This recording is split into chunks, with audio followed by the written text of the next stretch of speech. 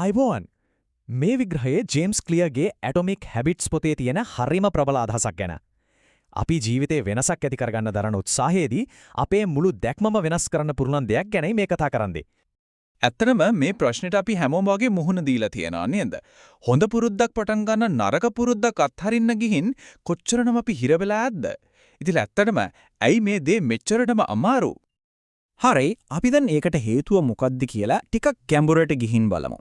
අපේ උත්සාහයන් වතුරේ යන්න ප්‍රධානම හේතුව තමයි අපි නොදැනුවත්වම කරන මූලික වැරද්දක්. ඇත්තටම හේතු දෙකක් තියෙනවා. එකක් තමයි අපි වෙනස් කරන්න හදන්නේ වැරදි දේ වීම. අනික තමයි අපි ඒක කරන්න හදන්නේ වැරදි විදිහට වීම. හැබැයි මේ කතාබහේදී අපි අවධානය යොමු කරන්නේ පළවෙනි, ඒ වගේම වැදගත්ම වැරද්ද ගැන. ඒ කියන්නේ අපි වෙනස් කරන්න උත්සාහ කරන දේම වැරදි කියන එක ගැන. එහෙනම් මේ කකාවේ හදවතටම යමු. අපිට තේරුම් ගන්න ඕනෑම වෙනසක් කියන එක ප්‍රධාන මට්ටම් තුනකින් සිද්ධ වෙන්න පුළුවන් දෙයක්. මේ බලනකො හරියට ලූණු ගෙඩියක පුතු වගේ මේ ස්තර තුන එක පිට එක පිහිටලා තියෙන්නේ. දැන් අපි බලමු මේ එක එක ස්තරෙන් ඇත්තටම කියවෙන්නේ මොකක්ද කියලා. පිටතින්ම තියෙන ස්තරය තමයි ප්‍රතිඵල.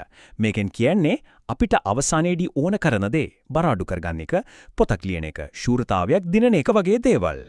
ඊළඟට මැද තියෙන ස්තරය තමයි ක්‍රියාවලි. මේකින් කියවෙන්නේ අපි කරන දේවල්. ඒ කියන්නේ අපි පුරුදු, අපි අනුගමනය කරන සිස්ටම්ස්. අලුතින් ජිම් යන එක, භාවනා කරන එක වගේ දේවල්. අන්තිමට ගැඹුරුම ඒ වගේම හරයම තියෙන ස්තරය තමයි අනන්‍යතාවය. මේක තමයි අපි ගැන විශ්වාස කරන දේ, අපි කවුද කියලා අපි හිතාගෙන ඉන්න විදිය. ඉතින් මෙන්න තීරණාත්මකම කාරණේ. හොඳට අහගන්න. ප්‍රශ්නේ තියෙන්නේ මේ ස්තර තුනේ නෙවෙයි. ප්‍රශ්නේ තියෙන්නේ අපි වෙනසක් ඇති කරගන්න උත්සාහ කරන දිශාවෙයි. ගොඩාක් වෙලාවට අපි පටන් ගන්නෙ පිටතින් ඇතුළට. ප්‍රතිඵල වලින් පටන් අරන් අනන්‍යතාවයට යන්න. අන්න ඒකයි හැමදෙම වරදින්නේ. මේක තමයි මේ සම්පූර්ණ විග්‍රහයේම වැදගත්ම කොටස. අපි අපේ අවධානය මොනවද ලබා ගන්න ඕන කියන තැනින් කවුද වෙන්න ඕන කියන තැනට ගේන්න ඕන. ඒ කියන්නේ අනන්‍යතා මූලික පුරුදු කියන විප්ලවීය අදහසට. මේ රූප දෙක දිහා බැලුවම මේ වෙනස නියමෙටම පැහැදිලි වෙනවා. වම් පැත්තේ තියෙන්නේ ගොඩක් අය පුරුදු වෙනස් කරන්න හදන විදිහ. ප්‍රතිඵල ඉලක්ක කරගෙන. හැබැයි ඇත්තටම ස්ථිර වෙනසක් ඇති වෙන්නේ දකුණු පැත්තේ තියෙන විදිහට.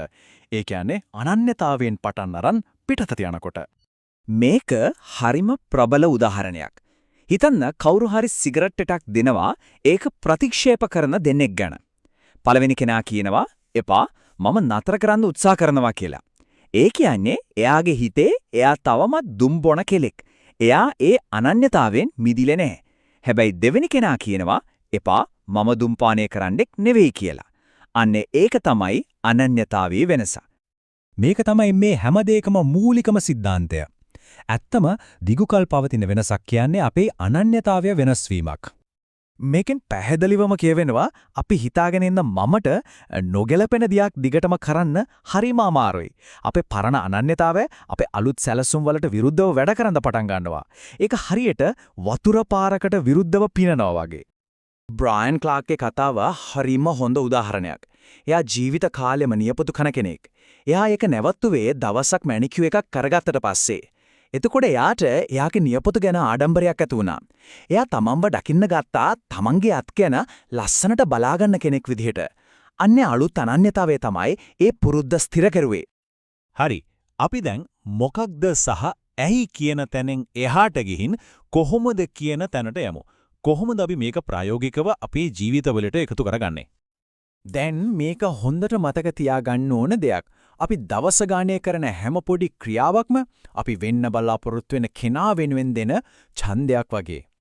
අපේ අනන්‍යතාවය කියන්නේ එක රැයකින් හැදෙන දෙයක් නෙවෙයි. ඒක ටිකෙන් ටික අපි නැවත නැවත කරන දේවල් වලින්, ඒ කියන්නේ පුරුදු වලින් ගොඩනගෙන දෙයක්. අපි කරන හැම පුංචි පුරුද්දක්ම අපේ අලුත් අනන්‍යතාවයට එකතු වෙන සාක්ෂියක්. ඉතින් මේ අනන්‍යතාවය වෙනස් කරන ක්‍රියාවලිය ඇත්තටම හරිම සරලයි. ඒකට තියෙන පියවර දෙකක් විතරයි. පළවෙනියට Tamanට වෙන්න ඕන කොයි වගේ කෙනෙක්ද කියලා පැහැදිලිව තීරණය කරන්න.